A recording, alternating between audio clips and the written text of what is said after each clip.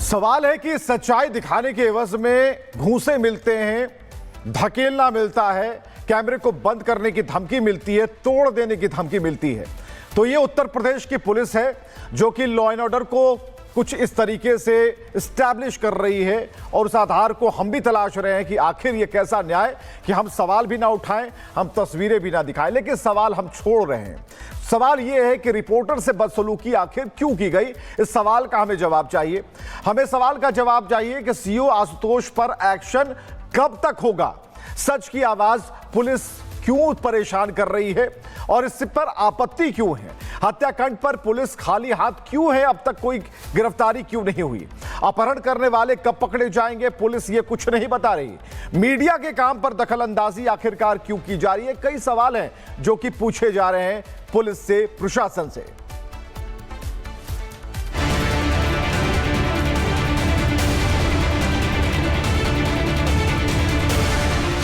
UP में अपराध के खिलाफ जीरो टॉलरेंस का दावा करने वाली योगी सरकार अगर मेरठ की इस तस्वीर को देख ले तो शायद अपने दावों पर दोबारा सोचने को मजबूर हो जाए।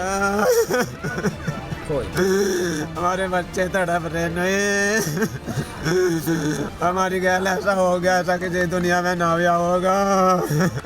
सरधना के इस दलित परिवार को भी लगता था कि बदमाश यूपी छोड़ चुके हैं, गुंडे जेल में हैं और जो बचे उनका एनकाउंटर हो चुका है। लेकिन जब इस परिवार का आमना सामना दबंगों से हुआ तो जिंदगी ही बदल गई और सोच भी। दिन दहाड़े दबंगों ने परिवार की एक महिला को गड़ासे से काट डाला और इसकी बेटी को सबके सामने अगवा कर ले गए। हैरानी की बात यह कि घटना के कई घंटों बाद भी मेरठ पुलिस अगवा बेटी को बरामद नहीं कर पाई। थाना सरदना से सूचना प्राप्त हुई कि एक युवक द्वारा एक 20 वर्षीय युवती को अपने साथ भगाने के दौरान उसकी मां पर चाकू से हमला किया है। प्रकरण में जो घायल हैं उनको तत्काल अस्पताल भर्ती करवाया गया है। एसपी ग्रामीण के नेतृत्व में इसमें 5 टीमें गठित कर अपहर्ता की बरामदगी और युवक की गिरफ्तारी के लिए शीघ्र प्रयास किए जा रहे हैं। मां की हत्या और बेटी के अपहरण से परिवार का बुरा हाल है। एक पिता और पति इंसाफ की गुहार लगा रहा है। बेटे के कोई पता ही कुछ नहीं, अभी तो किसी बात का पता नहीं, कहाँ है, कहीं मर गई, जिंदी क्या है। घरवाली की हत्या कर दी, लड़की को किडनैप कर लिया, उसका पता ही नहीं है। 3-4 दिन हो गए, हम परिवार वाले सब बिलख रहे हैं यहाँ। अब क्या करें हम, हमारी कोई आवाज़ ही नहीं सुन रहा। हमारे लिए तो इतना अत्याचार हो गया, ऐसा दुनिया में कहीं हुआ ही नहीं होगा। 3-4 दिन हो गए, अगले टाइम ही बढ़ाते जा रहे। लड़की का कोई पता नहीं है, कहीं मार गिराई, घरवाली को उसे मार गिराया। अब तो भैया हम रह गए और कुछ नहीं बचा। गुस्साए लोगों ने बेटी की बरामदगी तक महिला की अर्थी उठाने से इनकार कर दिया।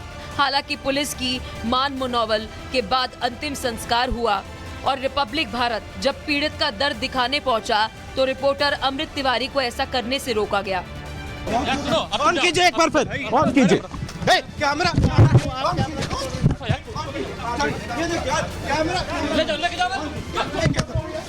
चलिए कैमरा ऑन कीजिए एक बार, फिर ऑन कीजिए।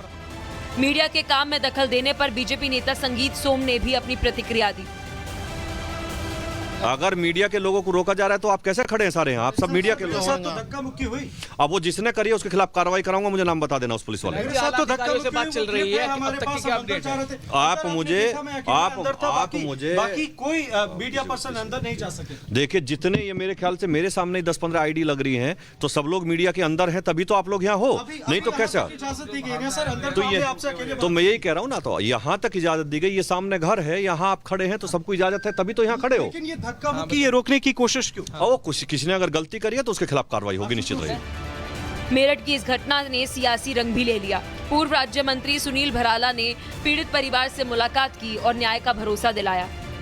निश्चित रूप से पीड़ित परिवार को यहाँ न्याय मिलेगा। ऐसा नहीं है कि पूरा परिवार साथ खड़ा है और हम इसको बहुत गंभीरता से देख रहे हैं। हमारी सरकार योगी जी की सरकार है, वो जरा सा भी दुर्भाव नहीं करती है और यहाँ की राजनीति नहीं करनी है, राजनीति नहीं सीखने की आवश्यकता है। इसमें पीड़ित परिवार को न्याय दिलाएगी हमारी सरकार, उसके साथ।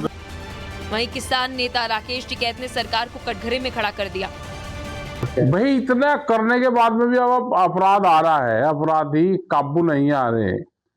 रोज पुलिस गोड्डे फोड़ रही, पूरा टेरर बैठा रखा और बदमाशी फिर भी कम नहीं हो रही। सख्त कार्रवाई होनी चाहिए।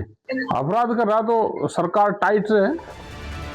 ऐसे में बड़ा सवाल ये है कि आखिर पुलिस अगवा बेटी को कब तक ढूंढ कर वापस लाएगी और पीड़ित परिवार को कब इंसाफ मिलेगा। Bureau report, Republic Bharat. तो सवाल है इंसाफ का, सवाल है पत्रकारिता को भी इंसाफ चाहिए, क्योंकि जिसने हमला किया, जिस पुलिस अधिकारी ने हमला किया, उस पर एक्शन कब तक होगा। ये तो जरूर कह दिया गया तमाम मीडिया के सामने कि एक्शन होगा,